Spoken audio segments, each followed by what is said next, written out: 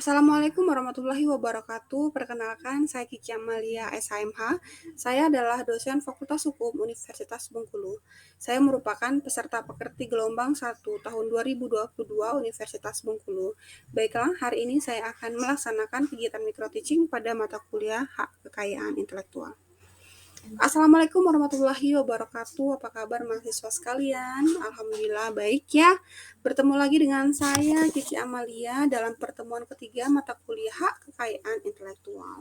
Baiklah, sebelum kita memulai perkuliahan kita pada hari ini, marilah bersama-sama kita berdoa menurut agama dan kepercayaan masing-masing.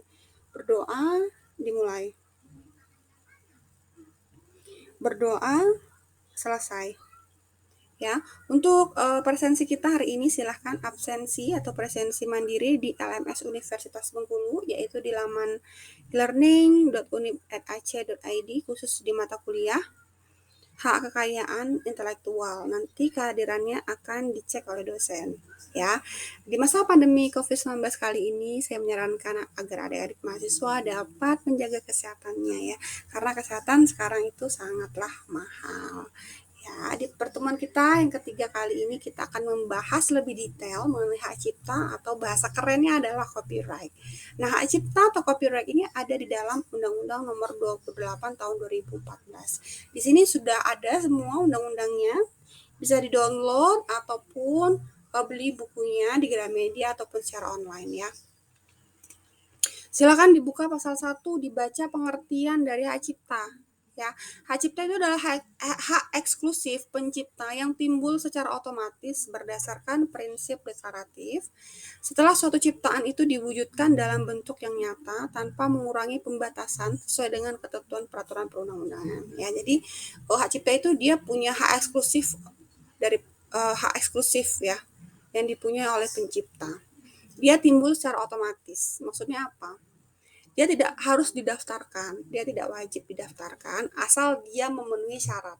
Apa sajakah syaratnya? Yang pertama, ide itu harus diwujudkan dalam bentuk yang nyata. Misalnya ide membuat buku, ya harus ada bentuk nyatanya, harus ada bukunya, jangan hanya sekedar ide.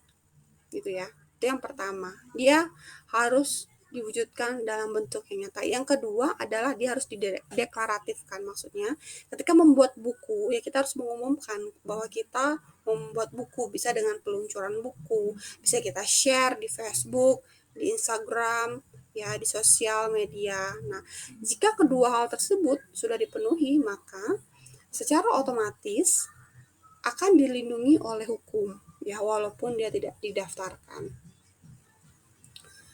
Nah, kenapa diberikan perlindungan oleh hukum kekayaan intelektual ini? Karena itu tadi ya, tidak semua orang itu punya ide, tidak semua orang punya ide untuk tentang kekayaan intelektual gitu kan. Karena memang kekayaan intelektual ini selain ide ketika diwujudkan dalam bentuk yang nyata, maka dia akan membutuhkan biaya banyak sekali. Jadi untuk memberikan penghargaan kepada pencipta, maka diberikan perlindungan hukum oleh negara. Jadi di sana juga sebenarnya pemerintah itu uh, ingin menumbuhkan minat dari para pencipta untuk menciptakan ciptaan-ciptaan lagi, gitu ya. Nah itu tadi. Dan tidak boleh keluar dari batas-batasan yang sudah diatur di dalam perundang-undangan. Ya. Ciptaan itu dalam bidang ilmu pengetahuan, seni, dan sastra. Ya, mencakup ketiga bidang itu. Contoh ilmu pengetahuan apa? Ya, buku tadi. Seni itu ada lagu, contohnya sastra itu ada puisi. Ya. Oke. Pencipta. Apa yang dimaksud dengan pencipta? Pencipta itu adalah seorang atau beberapa orang yang secara sendiri-sendiri atau bersama-sama menghasilkan suatu ciptaan yang bersifat khas atau pribadi. Ya. Jadi pencipta itu dia bisa sendiri. Misalnya saya Kiki Amalia menerbitkan mengarang atau menerbitkan sebuah buku gitu ya. Atau saya ingin menerbitkan sebuah buku tidak sendiri, saya dengan Dr. Chandra Irawan. Ya, jadi saya bersama dengan Dr. Irawan menciptakan atau mengarang sebuah buku, menulis sebuah buku, gitu gitu ya. Ya jadi dia tidak hanya sendiri gitu, bisa bersama-sama. Kemudian juga ada yang namanya ciptaan ya. Ciptaan itu adalah hasil karya cipta di bidang ilmu pengetahuan, seni, dan sastra yang dihasilkan atas inspirasi kemampuan, pikiran, imajinasi, kecekatan, keterampilan, ataupun keahlian yang diekspresikan dalam bentuk yang nyata. Nah, misalnya saya ada ide membuat buku, maka buku itu adalah ciptaan saya, hasil ciptaan saya. Kemudian saya ada ide membuat lagu, ya, judulnya Cinta Segitiga misalnya. Nah, maka Cinta Segitiga tadi, lagu tadi itu adalah ciptaan saya, gitu ya. Kemudian pemegang hak cipta. Pemegang hak cipta adalah pencipta sebagai pemilik hak cipta, pihak yang menerima hal tersebut secara sah dari pencipta atau pihak lain yang menerima lebih lanjut hak dari pihak yang menerima hak tersebut secara sah. Ya. Misalnya saya ingin membuat lagu, ya tadi ya lagu Cinta Segitiga, maka saya adalah penciptanya sekaligus sebagai pemegang hak cipta. Tapi kan terkadang membuat lagu itu tidak bisa sendiri ya, kita perlu label rekaman, misalnya PT Naga Suara. Nah, PT Naga Suara ini memang bukan pencipta, tetapi dia pemegang hak cipta. Ya, contoh lain, saya ingin menerbitkan sebuah buku. Kan saya tidak bisa sendiri tuh menerbitkan sebuah buku, saya butuh penerbit, misalnya namanya CV Mandar Maju. Nah, jadi CV Mandar Maju inilah pemegang hak cipta walaupun dia bukan pencipta. Ya, itu pemegang hak ciptanya. Ruang lingkup hak cipta ini banyak sekali ya. Jadi tadi dibagi atas 3 bidang. Yang pertama ilmu pengetahuan, kemudian seni, dan sastra. Jadi ruang lingkup hak cipta yang pertama itu ada buku, ada pamflet, ada perwajahan karya tulis yang diterbitkan, kemudian ada ceramah. Jadi ceramah kuliah seperti sekarang ini juga sebenarnya bisa masuk ke dalam hak cipta, gitu ya. Kemudian pidato, ada alat peraga yang dibuat untuk kepentingan pendidikan dan ilmu pengetahuan, misalnya peraga untuk anak-anak SD gitu kan, peraga untuk anak-anak PAUD, gitu kan banyak ya, kita lihat ya alat peraga. Nah, itu masuk ke dalam ilmu pengetahuan dan itu juga bisa dilindungi gitu ya, dan masuk ke dalam hak cipta. Itu lagu dan atau musik dengan atau tanpa teks. Jadi lagu walaupun hanya sekadar aransemen ya, walaupun belum ada teksnya, itu juga bisa dilindungi oleh negara ya, diberikan perlindungan hukum. Yang penting syaratnya tadi ide sudah berbentuk karya nyata, dan yang kedua sudah dideklaratifkan ya. Ada juga drama musikal, tari, koreografi, ada pewayangan, ada karya seni rupa, ada patung ya. Kemudian ada kolase, karya seni terapan, peta juga termasuk ke dalam hak cipta. Ya, batik ya, karya seni batik, motif-motif atau seni-seni motif itu ya, potret ya, yang hobi fotografi gitu kan, itu juga masuk ke dalam hak cipta. Karya sinematografi, kemudian juga terjemahan, tafsir, saduran, bunga rampai, aransemen, modifikasi, itu semua masuk ke dalam ruang lingkup hak cipta ya. Ini bisa dilihat ya, ini buku-buku ya, buku politik hukum hak kekayaan intelektual Indonesia, ini karangannya Dr. Chandra Irawan ya, sekarang merupakan wakil rektor bidang kemahasiswaan Universitas Bengkulu. Ada juga karangannya Asma Nadia, Cinta di Ujung Sajadah. Ini buku. Pamflet juga ternyata bisa nih masuk ke dalam hak cipta ya, perwajahan karya tulis yang diterbitkan dan semua hasil karya tulis lainnya. Ini masuk dalam ilmu pengetahuan. Ada lagi ini ceramah ya, ceramah, kuliah, pidato, ciptaan sejenis lainnya. Jadi kuliah sekarang itu juga masuk gitu ya dalam hak cipta karena dia sudah dideklaratifkan gitu ya. Kemudian diumumkan. Nah, pidato pun demikian, secara langsung malah ya oleh orang yang bersangkutan. Nah, ini alat-alat peraga yang dibuat untuk kepentingan pendidikan dan pengetahuan, biasanya untuk anak-anak SD atau anak-anak TK gitu kan, alat-alat peraga supaya peserta didik lebih memahami tentang materi yang diberikan. Ya walaupun kalau di Fakultas Hukum jarang ya ada praga gitu, paling juga palu hakim gitu kan. Tapi kan itu udah baku ya.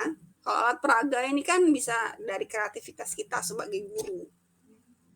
Jadi itu bisa masuk ke dalam hak cipta. Ada juga ini drama musikal, tari, koreografi, pewayangan dan pantomim. Ini masuk ke dalam seni ya. Seni masuk ke dalam hak cipta. Ini juga ada patung ya, karya seni rupa, bentuknya lukisan, gambar, seni pahat, kolase, ukiran, kaligrafi, yang hobi-hobi melukis gitu, itu juga masuk ke dalam hak cipta. Lagu ya, lagu atau musik dengan atau tanpa teks ya, seperti yang saya katakan di awal. Kalau kalian baru menciptakan aransemen itu sebenarnya udah masuk juga ke dalam hak cipta ya. Misal lagu-lagu Noah gitu kan, yang sudah ada teksnya gitu, itu masuk ke dalam hak cipta. Soundtrack Habibie Ainun gitu kan. Ada juga ini karya seni terapan ya.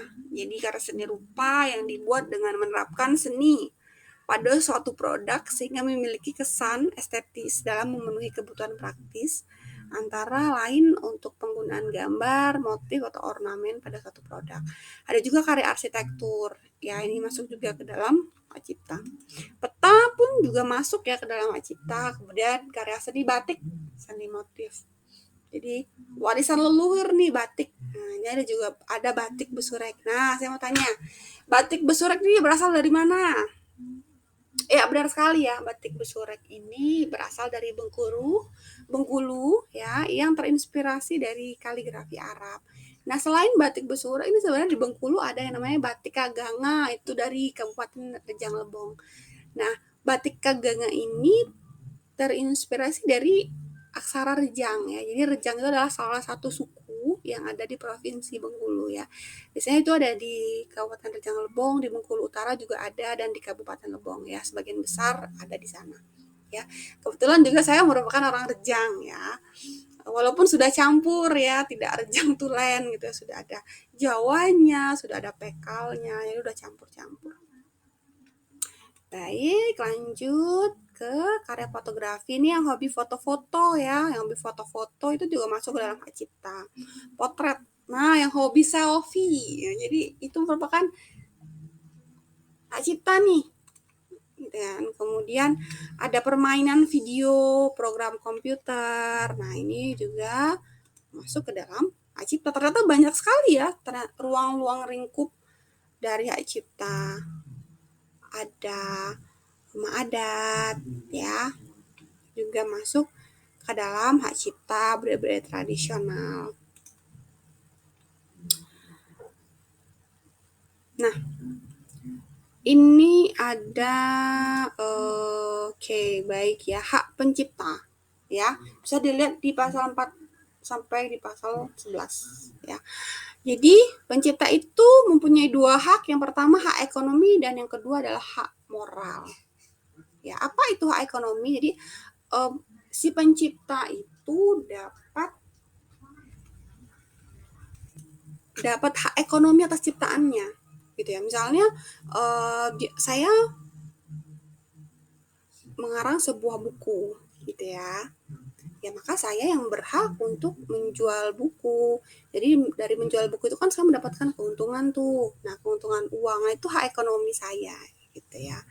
Sebenarnya bukan menjual aja sih, dalam menerbitkan ciptaan, menggandakan ciptaan dalam segala bentuknya, penerjemahan ciptaan, pengadaptasian, aransemen, ini untuk lagu ya, transformasi, pendistribusian, petunjuk ciptaan, pengumuman, komunikasi, sampai kepada penyewaan ciptaan. Jadi kalau ada orang yang ingin menggandakan hasil karya saya, ya juga harus izin dengan saya sebagai pencipta. Ya, dan ingin kerjasama pasti ada hitung-hitungan uang. Jadi negara memberikan perlindungan hukum, kemudian juga memberikan hak ekonomi, atau pencipta dapat merasakan manfaat secara ekonomi gitu ya dari hasil ciptaannya, dari hasil ciptaan tersebut, yaitu hak ekonomi. Yang kedua ada hak moral.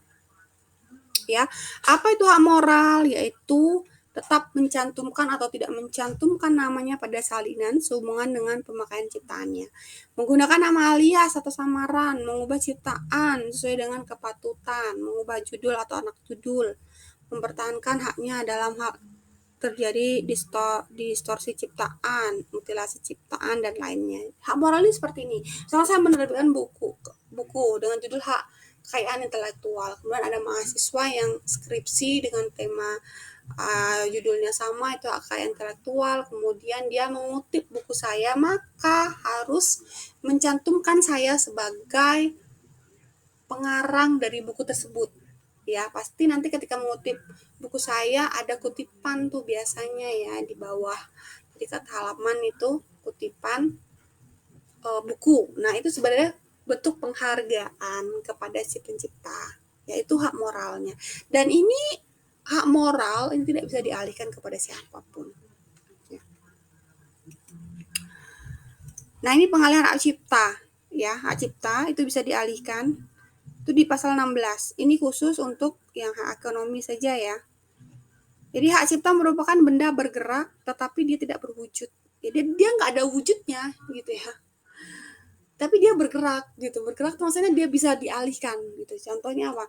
Dialihkan dengan pewarisan. Artinya kalau penciptanya meninggal dunia maka secara otomatis diwarisi oleh anak atau istri atau suami. Kemudian hibah. Ketika dia masih hidup dia bisa memberikan hibah. Ya. Perbedaan antara pewarisan dan hibah itu adalah pewarisan itu kalau si pencipta sudah meninggal, kalau hibah si pencipta masih hidup. Ada wakaf, ada wasiat, ada perjanjian tertulis hak cipta. Nah ini hak cipta dapat dijadikan sebagai objek jaminan fidusia. Nah itu khusus untuk hak ekonomi ya, tapi hak moral itu tidak dapat dialihkan selama pencipta masih hidup. Itu di pasal 5 ayat 2 ya, bisa dicek. Jadi pasal 31 dijelaskan siapa itu pencipta. Jadi pencipta itu adalah kecuali terbukti sebaliknya yang dianggap sebagai pencipta, yaitu orang-orang yang namanya disebut di dalam ciptaan dinyatakan sebagai pencipta pada suatu ciptaan, disebut dalam surat pencatatan ciptaan dan atau tercantum dalam daftar umum ciptaan sebagai pencipta. Ya, itu materi kita. Selanjutnya kita akan analisis kasus. Sebelumnya saya akan membagi kelompok-kelompok. Mahasiswa di sini ada 30 orang. Saya bagi ke dalam 4 kelompok ya. Kelompok 1 itu dari absensi 1 sampai 7. Ya. Sampai 8 ya. 1 sampai 8. Ya, kelompok 2 itu dari 9 sampai 16. Kelompok 3 17 sampai 24, kelompok 4 25 sampai 30. Ya, bisa dilihat di absensinya.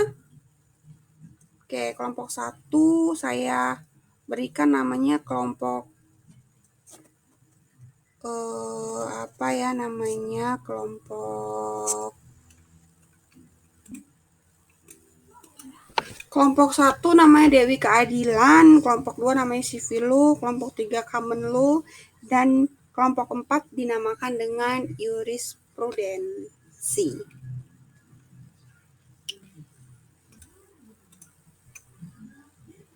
Ya, silakan dicek kasusnya, kasus hak cipta. Naga Suara Musik Publisherindo, perusahaan rekaman yang berdiri tahun 1999, menggugat Halilintar, Anovia Asmit, dan Lenggo Geni Faruk atas dugaan pelanggaran hak cipta atas lagu Cantik yang dipopulerkan oleh Siti Badriah. Nah, Naga Suara ini adalah pemegang izin dari lagu tersebut. Dua nama terakhir merupakan orang tua dari Atta Halilintar, YouTuber populer di Indonesia bahkan Asia. Nah, lagu yang dibawakan ulang itu diunggah di akun YouTube Gen Halilintar, sebutan bagi pasangan Halilintar dan Lenggo Geni serta 11 anak mereka pada tahun 2018. Saat ini video tersebut sudah dihapus. Nah, Naga Suara meminta ganti rugi 9,5 miliar ke manajemen Gen Halilintar karena tanpa izin mengcover lagu tersebut ke Naga Suara maupun pencipta lagu Yopie RPH. Nah, silakan masing-masing kelompok untuk menganalisis kasus pelanggaran hak cipta atau copyright di atas, kemudian jawab pertanyaan sebagai berikut. Yang pertama, apa saja pelanggaran hak cipta atau copyright yang dilakukan oleh keluarga Gen Halilintar atau Atta Halilintar? Kemudian yang kedua adalah bagaimana dengan hak moral dan hak ekonomi yang dilanggar oleh keluarga Gen Halilintar atau Atta Halilintar ya. Silakan kalian analisis kasus ya. Saya beri waktu 45 menit ya. Oke, materi akan saya share ya. Materi saya share di e-learning, silahkan kalian download. Oke, baik, waktunya sudah 45 menit, bagaimana? Belum selesai? Oke. Belum selesai ya? Oke, kalau belum selesai nanti silahkan kalian untuk melanjutkan diskusi di rumah ya. Kemudian hasil diskusi itu di-upload ke e-learning Unip mata kuliah hak kekayaan intelektual kelas A ya. Kemudian hasil diskusi tadi dengan menjawab pertanyaan-pertanyaan dari kasus hak cipta silakan dibuat dalam dua kategori. Yang pertama dibuat dalam Microsoft PowerPoint, yang kedua dibuat dalam Microsoft Word ya. Kenapa dua? Karena di minggu depan kalian harus mempresentasikan hasil dari analisis kalian terhadap kasus hak cipta ini ya. Di minggu depan semua perwakilan kelompok dalam diskusi ini harus menghasilkan kesimpulan ya tentang kasus hak cipta Gen Halilintar ini ya. Apa ada pertanyaan mengenai hak cipta? Oke, tidak ada ya. Kalau tidak ada, mungkin ini materi terakhir mengenai hak cipta ya. Jadi jangan lupa untuk minggu depan kalian presentasi. Tapi sebelum itu silakan upload di e-learning Unip ya. Baik, sebelum saya menutup perkuliahan kita hari ini, silahkan untuk Santi Effendi menyimpulkan dari mata kuliah kita hari ini tentang hak cipta. Silakan, Santi. Oke, baik sekali ya dapat menyimpulkan hak cipta. Jadi kalian akan dengan mudah menganalisis kasus yang diberikan oleh saya tadi. Ya. Ada pertanyaan lagi? Kalau tidak ada, mungkin kita tutup saja perkuliahan kita hari ini. Tapi jangan lupa tetap menjaga kesehatan ya, karena sekarang kesehatan itu sangat mahal harganya. Ya, jangan lupa dibaca-baca juga mengenai hak cipta, dan selanjutnya setelah diskusi minggu depan kita akan melanjutkan materi yang lain yaitu tentang hak paten. Jadi kalian siapkan satu pertanyaan yang akan kita diskusikan mengenai hak paten di minggu depan. Ya, sebelum saya tutup materi kita hari ini, maka kita berdoa menurut agama dan kepercayaannya masing-masing. Ya, berdoa dimulai.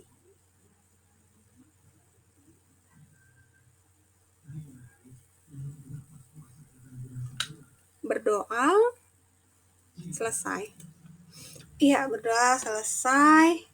Sekian dari saya, mohon maaf apabila ada salah-salah kata. Assalamualaikum warahmatullahi wabarakatuh ya. Terima kasih kepada penyelenggara pekerti gelombang 1 Universitas Bengkulu dan semua pihak yang terlibat. Ilmunya sangat bermanfaat, menambah pengetahuan dosen, dan semoga pembelajaran selanjutnya materi-materi yang ada di dalam pekerti akan langsung dipraktekkan dan menambah kualitas dari dosen. Sekian dari saya. Mohon maaf apabila ada salah-salah kata. Terima kasih, saya sudah menjadi peserta pekerti terbaik kedua gelombang 1 Universitas Bengkulu. Sangat-sangat bermanfaat ilmunya. Sekian dari saya. Wabillahi taufiq wal hidayah. Wassalamualaikum warahmatullahi wabarakatuh.